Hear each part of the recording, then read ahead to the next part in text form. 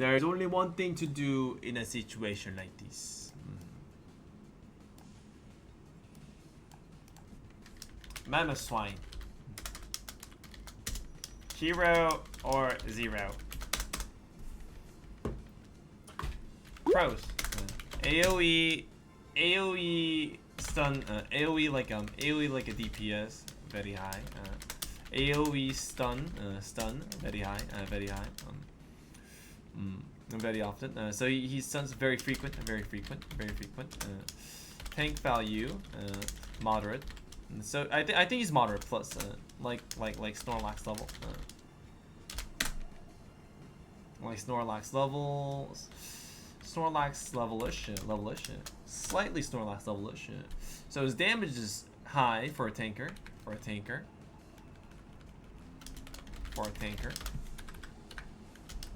He can continuously stun enemies for a very long duration, due to his like a passive auto attack. Skill sets. I prefer Earthquake over like a high horsepower, because it takes too long for high horsepower to work and nearly impossible to hit. I feel like it's impossible to hit like high horsepower. It's just so slow and kind of weak. Icicle Crush versus Ice Fang. I think both are fine, but Icicle Crush is more consistent AoE damage. Whereas Ice Fang does more damage, yes, but is much less consistent. Can't hit CC immune targets, for example.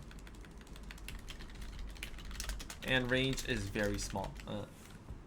So that's the difference between Earthquake and high horsepower, and Icicle Crush and like Ice Fang. To be honest, both these skills are bad. Earthquake is bad. High horsepower is bad. I think Earthquake is the better like a choice amongst these like a two in total.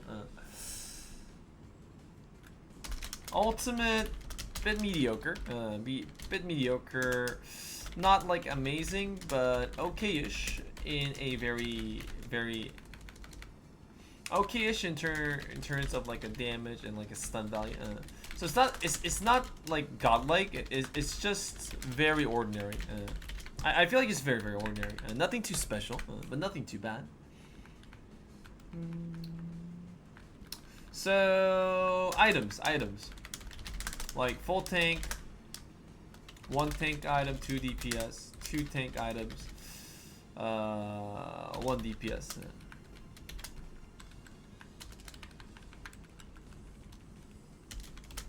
Not really recommended. Doesn't unless you're playing team rank, where your team can do damage for you. So it's recommended for team rank, but not recommended for solo queue.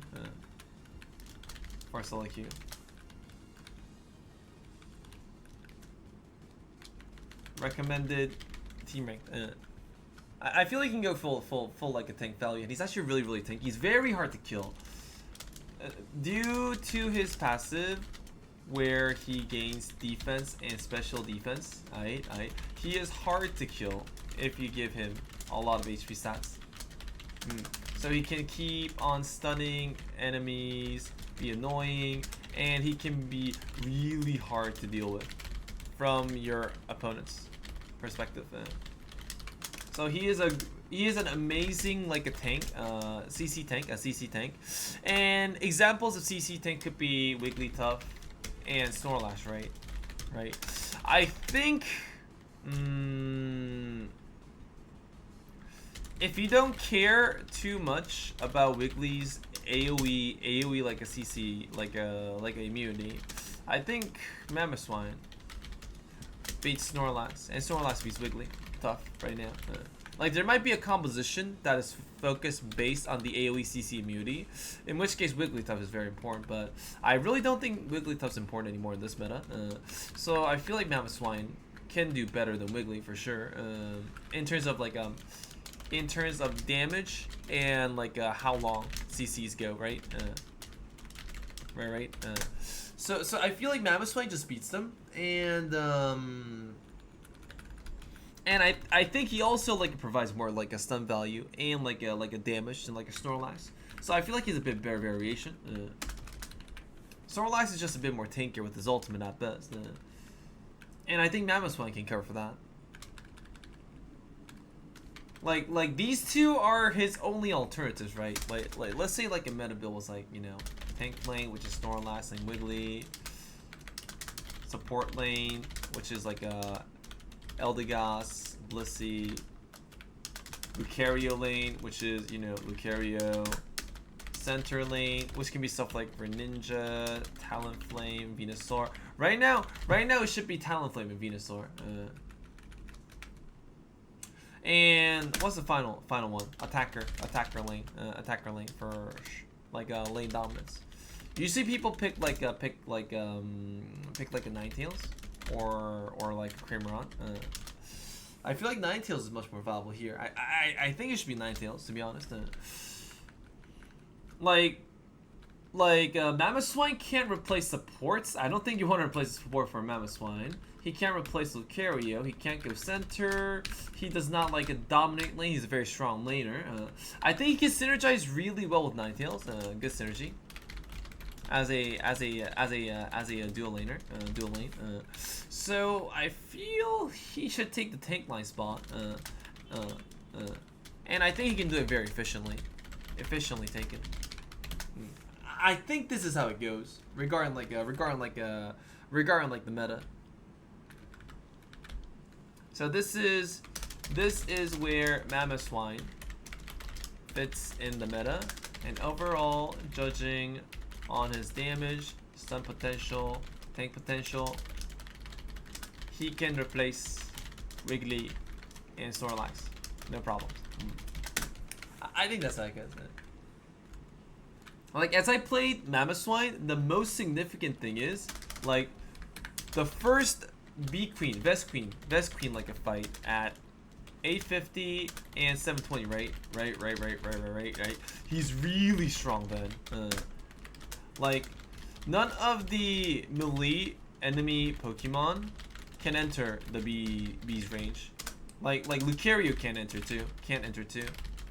Because he can just Icicle Crush plus tackle, and you're stunned for so long, like really long, and it does so much damage, you're just gonna die if you get into B range. So I feel like he can dominate B fights, which can give your team lane dominance for like the first Dreadnought. So how it goes is you send like a Mamoswine bot with Ninetales, Mamoswine bot with Ninetales, and like and with the AoE damage and stun they have, they can chase people out of Bs, and they can chase out of turrets. So Mamoswine can make turret dives much more easier too. Because in order to protect turrets, enemies have to clump together. And Mamoswine punishes that really hard. I think these are the situations where Mamoswine like shines. Like situation number one. Situation number one. B fights. Enemy closes to B's, dies to Mamoswine, CC plus AoE damage. Situation number two, turret pushes. B fights. Enemy clumps at turret to protect. Mamoswine jumps in, AoE stuns, plus damage, and like ally support. And situation number three, like after Zapdos, final like a goal pushes.